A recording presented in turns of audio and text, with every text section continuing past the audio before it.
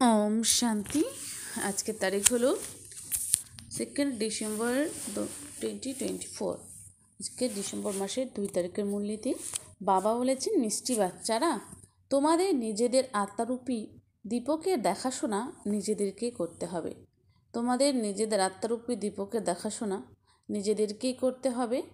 মায়ার তুফান থেকে বাঁচার জন্য জ্ঞান যোগের ঘৃত অবশ্যই চাই। মায়ার তুফান থেকে বাঁচার জন্য জ্ঞান যোগের ঘৃত অবশ্যই চাই।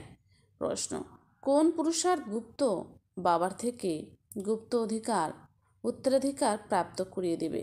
কোন পুরুষার্থ গুপ্ত বাবার থেকে গুপ্ত উত্তরাধিকার প্রাপ্ত করিয়ে দেবে?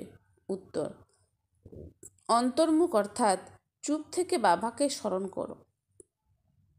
তো বলছেন অন্তর্মুখ অর্থাৎ চুপ থেকে বাবাকে স্মরণ করো, তো গুপ্ত উত্তরাধিকার প্রাপ্ত হয়ে যাবে। স্মরণে থাকাকালীন শরীর ছাড়লে তো খুবই ভালো।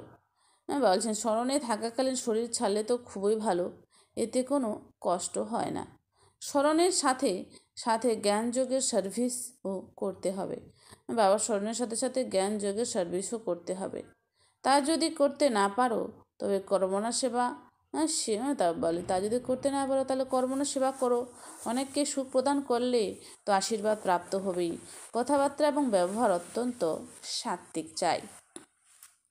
গীত: দুর্বলের সঙ্গে লড়াই বলবানের, দুর্বলের সঙ্গে লড়াই বলবানের। ওম শান্তি। বাবা বুঝিয়েছেন যে যখনই তোমরা এরকম গীত শুনবে তখন প্রত্যেককেই এর উপরে বিচার সাগর মন্থন করবে। তোমরা বাচ্চারা জানো যে যখন কেউ মারা যায় তখন সে আত্মার উদ্দেশ্যে 12 দিনের জন্য প্রদীপ প্রজ্বলন করা হয়। তোমরা এখন মৃত্যুর জন্য প্রস্তুতি নিচ্ছ এবং নিজেদের আত্মারূপী প্রদীপের জ্যোতিকে সর্বদা দীপ্তমান রাখতে পুরুষার্থ করছো। এই পুরুষার্থ তারাই করবে যারা মালায় আসবে।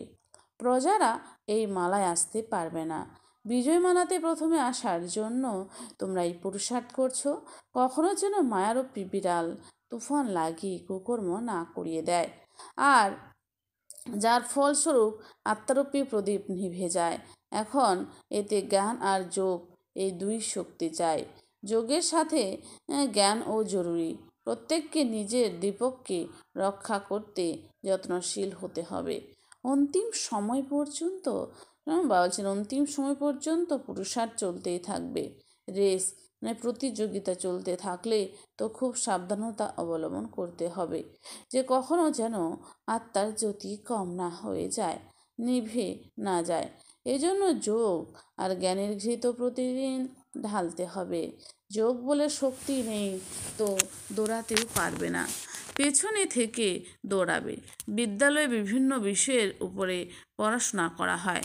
যদি কোনো ছাত্র কোনো নির্দিষ্ট বিষয়ে ভালো না হয় সে তখন অন্যান্য বিষয়ের উপরে বিশেষ মনোযোগ দেয়। এখানেও এরকম স্থূল সেবার বিষয়েও খুব ভালো। অনেকের আশীর্বাদ পাওয়া যায়। কোনো কোনো বাচ্চা জ্ঞান দানের সেবা করে দিন দিন সেবার বৃদ্ধি হতে থাকে। কোনো ধনী ব্যক্তির 6-8টি দোকানও থাকে। সব দোকানে এরকম বেচা কেনা চলে না। কোনো দোকানে কম গ্রাহক সংখ্যা, আবার কোনো দোকানে বেশি। তোমাদের একদিন সেই সময় আসবে যখন রাতে ঘুমানোর সময় পাবে না। তো বলছে এমন সময় আসবে যখন আমরা রাতে ঘুমানোর সময় পাবো না। সবাই জেনে যাবে যে জ্ঞানের সাগর বাবা এসেছেন জ্ঞানরত্ন দিতে, আমাদের বুদ্ধিরূপী পাত্রকে ভরপুর করতে। সেই সময় যে বাচ্চার আগমন হবে সেই কথা আর জিজ্ঞাসা করো না। যখন কোনো দোকানে খুব কম দামে ভালো জিনিস পাওয়া যায়, সাধারণ ক্রেতারা পরস্পরকে তা শোনায়। তোমরা বাচ্চারা জানো যে এই রাজযোগের শিক্ষা খুবই সহজবোধ্য। তখন প্রত্যেককে বিষয়ে জেনে যাবে যেখানে জ্ঞান রত্ন পাওয়া যায়, তখন তারা আসতেই থাকবে। তোমরা এই জ্ঞান এবং যোগের সার্ভিস করে থাকো। যারা এই জ্ঞান ও যোগের সেবা করতে অক্ষম তারা কর্মনা সার্ভিস করেও মার্কস নিতে পারে। সকলের আশীর্বাদ প্রাপ্ত করবে। সবাইকে সুখ দিতে হয়। এটা হলো খুবই সস্তা খনি। এ হলো অবিনাশী হিরে জহরতের খনি। তারা 8 রত্নের মালা বানায় এবং পূজাও করে, কিন্তু তারা এটা জানে না যে কাদের মালা। তোমরা বাচ্চারাই জানো যে কিভাবে আমরা পূজ্য থেকে পূজারী হই। বড়ই ওয়ান্ডারফুল নলেজ, যা পৃথিবীতে আর কেউ জানে না। এখন তোমাদের অর্থাৎ লাকি স্টারদের এই নিশ্চয় রয়েছে যে আমরাই স্বর্গের মালিক ছিলাম, এখন নরকের মালিক হয়ে গেছি। স্বর্গের মালিক হব তো পুনর্জন্ম সেখানেই নেব। এখন আমরা পুনরায় স্বর্গের মালিক হচ্ছি। শুধুমাত্র তোমাদের ব্রাহ্মণদেরও এই সঙ্গম যুগের বিষয়ে জানা আছে। অন্যদিকে সমগ্র পৃথিবীতে হলো কলিযুগে। যুগ তো হলো আলাদা আলাদা, তাই না? সত্যযুগে থাকলেই পুনর্জন্ম সত্যযুগেই নেবে। এখন তোমরা রয়েছ সঙ্গম যুগে। তোমাদের মধ্যে কেউ যদি এখন শরীর ত্যাগ করে, তবে সংস্কার অনুসারে এখানে এসে জন্মগ্রহণ করবে। তোমরা ব্রাহ্মণরা হলে সঙ্গম যুগের, তারা শূদ্ররা হলো কলিযুগের। কেবলমাত্র সঙ্গম যুগেই তোমরা এই নলেজ প্রাপ্ত করো। তোমরা বিকে জ্ঞান গঙ্গারা প্র্যাকটিক্যালি এখন সঙ্গম যুগে রয়েছ। এখন তোমাদেরকে রেস করতে হবে, দোকান সামলাতে হবে। জ্ঞান যোগের ধারণা না হলে তো দোকান সামলাতে পারবে না। সেবার প্রত্যর্পণ রিটার্নে তো বাবাই দেবেন। যখন কোনো মহাযজ্ঞ রচনা করা হয়, তো বিভিন্ন ধরনের ব্রাহ্মণরা সেখানে আসে। তাদের মধ্যে কারোর দক্ষিণা বেশি, কারোর কম। এখন পরমপিতা পরমাত্মা এই রুদ্র জ্ঞানযজ্ঞ রচনা করেছেন। আমরাই হলাম ব্রাহ্মণ এবং আমাদের ধান্দাই হলো মানুষকে দেবতা বানানো। আর কোনো যজ্ঞে কেউ বলবে না যে আমি মনুষ্য থেকে দেবতা হতে চলেছি। এখন এটাকে রুদ্র জ্ঞান যজ্ঞ বা পাঠশালাও বলা হয়ে থাকে। জ্ঞান এবং যোগের দ্বারাই প্রত্যেক বাচ্চা দেবী দেবতা পদ প্রাপ্ত করে। বাবা রায়ও দেন যে তোমরা পরমধাম থেকে বাবার সাথে এসেছ। তোমরা বলবে যে আমরা হলাম পরমধাম নিবাসী। এই সময় আমরা বাবার শ্রীমত অনুসারে স্বর্গের স্থাপনা করছি। যে স্থাপনা করবে সে অবশ্যই মালিক হবে। তোমরা জানো যে এই পৃথিবীতে আমরা হলাম অতি ভাগ্যশালী। জ্ঞান সূর্য জ্ঞান চন্দ্রমা আর জ্ঞান নক্ষত্র। রচয়িতা হলেন জ্ঞানের সাগর। ওই সূর্য চন্দ্র তারা হলো স্থূলাকার বিশিষ্ট। তাদের সাথে আমাদের তুলনা করা হয়েছে। সেই অনুসারে আমরাও আবার জ্ঞান সূর্য জ্ঞান চন্দ্রমা আর জ্ঞান নক্ষত্র হব। আমাদেরকে এরকম তিনি বোঝাচ্ছেন, তিনি হলেন জ্ঞানের সাগর। নাম তো সেটাই হবে, তাই না? জ্ঞান সূর্য অথবা জ্ঞান সাগরের আমরা হলাম বাচ্চা। তিনি তো এখানকার নিবাসী নন। বাবা বলেন আমি আসি তোমাদেরকে নিজের সমান তৈরি করতে। জ্ঞান সূর্য জ্ঞান নক্ষত্র তোমাদেরকে এখানেই হতে হবে। তোমরা বুঝে গেছো যে আমরাই ভবিষ্যতে পুনরায় এখানে স্বর্গের মালিক হব। সব কিছুই নির্ভর করছে পুরুষার্থের উপরে। আমরা হলাম মায়ার উপরে বিজয় প্রাপ্তকারী ওয়ারেস। তারা তো মনকে বশ করার জন্য হঠযোগ ইত্যাদি করে। তোমরা তো হঠযোগ ইত্যাদি করো না। বাবা বলেন তোমাদেরকে কোনো পরিশ্রমিক করার দরকার নেই। কেবল বলি যে তোমাদেরকে আমার কাছে আসতে হবে, তাই আমাকে স্মরণ করো। বাচ্চারা, আমি তোমাদেরকে নিতে এসেছি এরকম আর অন্য কোনো ব্যক্তি বলতে পারো না। হয়তো নিজেদেরকে ঈশ্বর বলে পরিচয় দেয়, তারা নিজেদেরকে ঈশ্বর বলে পরিচয় দেয়, কিন্তু নিজেদেরকে গাইড বলে পরিচয় দিতে পারে না। বাবা বলেন আমি হলাম মুখ্য পাণ্ডা। কালেরও কাল। সাবিত্রী সত্যবানের গল্প আছে না? তার ভালোবাসা ছিল ব্যক্তি শরীর কেন্দ্রিক, তাই সে দুঃখী হয়েছিল। তোমরা তো সদা খুশিতে থাকো। আমি তোমাদের আত্মাদেরকে বাড়ি ফিরিয়ে নিয়ে যাব। তোমরা কখনো দুঃখী হবে না। তোমরা এখন জেনে গেছো যে আমাদের বাবা এসেছেন আমাদেরকে সুইট হোমে নিয়ে যাওয়ার জন্য, যাকে মুক্তিধাম নির্বাণধাম বলা হয়। তিনি বলেন আমি হলাম সকল কালের কাল। সেই কাল তো একটি আত্মাকে নিয়ে যায়। আমি হলাম তো অনেক বড় কাল। 5000 বছর আগেও আমি গাইড হয়ে সবাইকে নিয়ে গিয়েছিলাম। স্বজন সজনীদেরকে ফিরিয়ে নিয়ে যান, তাই তাকে স্মরণ তো করতেই হবে। তোমরা জেনে গেছো যে এখন আমরা পড়াশোনা করছি, পুনরায় এখানে আসবো। প্রথমেই তোমরা সুইট হোমে ফিরে যাবে, তারপর তোমরা পুনরায় নিচে নেমে আসবে। তোমরা হলে বাচ্চারা হলে স্বর্গের নক্ষত্র, পূর্বে তোমরা নরকের নক্ষত্র ছিলে। তোমরা বাচ্চারাই হলে তারা অঙ্গক্রমে পুরুষার্থ অনুসারে তোমাদেরকে লাকি স্টার বলা হয়। ঠাকুরদাদার সম্পত্তি তোমাদের প্রাপ্ত হয়। এই খনি হলো বড়ই জবরদস্ত, আর এই খনি একবার জন্যই উন্মুক্ত হয়। সেখানে তো অনেক রকমের ভিন্ন ভিন্ন খনি থাকে, যেগুলি সর্বদা উন্মুক্ত অবস্থাতেই থাকে। যদি তোমরা সেগুলোকে খুঁজতে থাকো, তোমরা অনেক খুঁজে পেয়ে যাবে। এখানে তো কেবলমাত্র একটি বারের জন্য একটাই খনি প্রাপ্ত হয়, তাও আবার অবিনাশী জ্ঞান রত্নের। সেখানে তো পুস্তক অনেক আছে, কিন্তু তাদেরকে রত্ন বলা যায় না। বাবাকে জ্ঞানের সাগর বলা হয়। এ হলো অবিনাশী জ্ঞান রত্নের নিরাকারী খনি। এ রত্ন দিয়েই আমরা আমাদের বুদ্ধিরূপী পাত্রকে ভরপুর করি। বাচ্চারা, তোমাদের তো খুশি হওয়া উচিত। প্রত্যেকেরই নেশা বা গর্বও থাকে। কোনো দোকান যদি খুব ভালো চলে, তো তার নাম চারিদিকে ছড়িয়ে পড়ে। এখানে প্রজাও বানানো হচ্ছে, উত্তরাধিকারীও বানানো হচ্ছে। এখানেই তোমরা তোমাদের বুদ্ধিরূপী পাত্রকে রত্ন দিয়ে ভরপুর করে পুনরায় অন্যদের দান করে থাকো। পরমপিতা পরমাত্মাই হলেন জ্ঞানের সাগর। তিনি জ্ঞান রত্ন দিয়ে আমাদের বুদ্ধির পাত্রকে ভরপুর করে দেন। বাকি ওই সমুদ্র নয়, যেটা দেখানো হয়েছে যে রত্নের থালা ভরপুর করে দেবতাদের প্রদান করো। ওই সাগর থেকে তো তোমরা কোনো রত্ন প্রাপ্ত করতে পারো না। এখানে জ্ঞান রত্নের কথা বলা হচ্ছে। ড্রামা অনুসারে পুনরায় তোমাদের রত্নের খনিগুলি প্রাপ্ত হয়। সেখানে তো অনেক অনেক হিরে জহরত থাকবে, যার দ্বারা পুনরায় ভক্তি মার্গে মন্দির তৈরি করবে। আর্থকোয়েক ইত্যাদি হওয়ার কারণে সব কিছু ভূপৃষ্ঠের অন্দরে চলে যায়। সেখানে মহলাদি তো অনেক তৈরি হয়, কেবল একটাই নয়। এখানেও তো রাজাদের মধ্যে অনেক কম্পিটিশন হয়ে থাকে। তোমরা জানো যে কল্পপূর্বে যেরকম মহলাদি তৈরি হয়েছিল, সেরকম পুনরায় হবে। সেখানে তো খুব সহজেই মহিলাদি তৈরি হয়ে যাবে। সায়েন্স অনেক কাজে আসবে, কিন্তু সেখানে সায়েন্স এই শব্দটি থাকবে না। সায়েন্সকে হিন্দি বা বাংলায় বিজ্ঞান বলা হয়। আজকাল তো বিজ্ঞান ভবন নামও রেখে দেয়। এই শব্দটির সাথে জ্ঞানের মিল পাওয়া যায়। জ্ঞান আর যোগকে বিজ্ঞান বলা হয়। জ্ঞান থেকে রত্ন প্রাপ্ত হয় এবং যোগের দ্বারা আমরা এবার হেলদি হয়ে যাই। এ হলো জ্ঞান এবং যোগের নলেজ, যার দ্বারা পুনরায় বৈকুণ্ঠে বড় বড় ভবন তৈরি হবে। এখন আমরা এই সমস্ত নলেজকে জানি। তোমরা জানো যে এখন তোমরা ভারতকে স্বর্গ বানাচ্ছ। তোমাদের এই দেহের সাথে কোনো মমত্ব যেন না থাকে। আমি আত্মাই শরীরকে ছেড়ে স্বর্গে গিয়ে নতুন শরীর ধারণ করব। সেখানেও জানবে যে পুরনো শরীর ছেড়ে নতুন শরীর নেব। সেখানে কোনো দুঃখ বা শোক থাকবে না।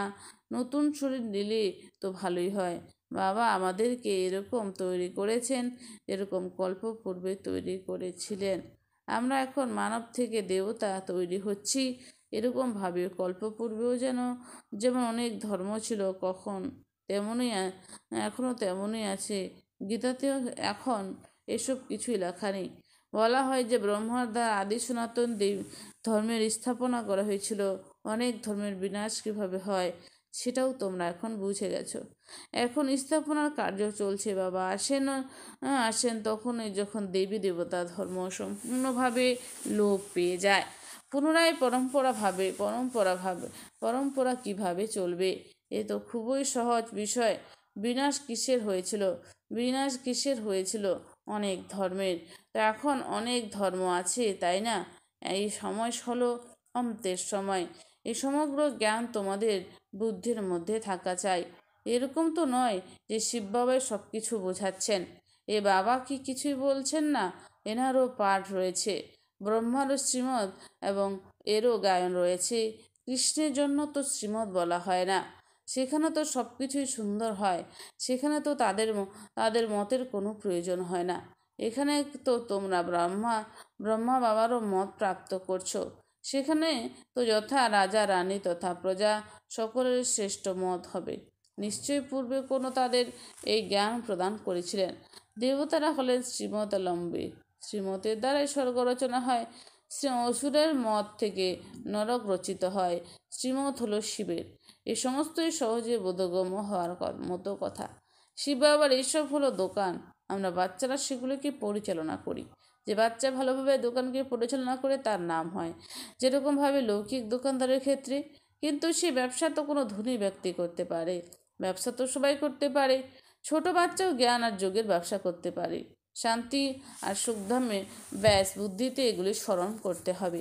তারা তো রাম রাম বলে, এখানে চুপ থেকে স্মরণ করতে হবে, কিছু বলতে হয় না। শিবপুরী বিষ্ণুপুরী হলো খুব সহজ কথা। সুইট হোম, সুইট রাজধানী স্মরণে আছে, তারা তো স্থূল মন্ত্র প্রদান করে। এখানে হলো সূক্ষ্ম মন্ত্র, অতি সূক্ষ্ম স্মরণ। কেবলমাত্র এই স্মরণ করলেই আমরা স্বর্গের মালিক হয়ে যাব। জব আদে কিছু করতে হয় না, কেবলমাত্র স্মরণ করতে হয়, কোনো আওয়াজের প্রয়োজন হয় না। গুপ্ত বাবার থেকে, গুপ্ত উত্তরাধিকার, চুপ থেকে অন্তর্মুখী হলে তবেই আমরা প্রাপ্ত করতে পারি। এরকম স্মরণে থাকাকালীন শরীর ছেড়ে দিলে তো খুবই ভালো ব্যাপার, কোনো পরিশ্রম হয় না। যাদের স্মরণ স্থায়ী হয় না তারা নিজের অভ্যাস করো।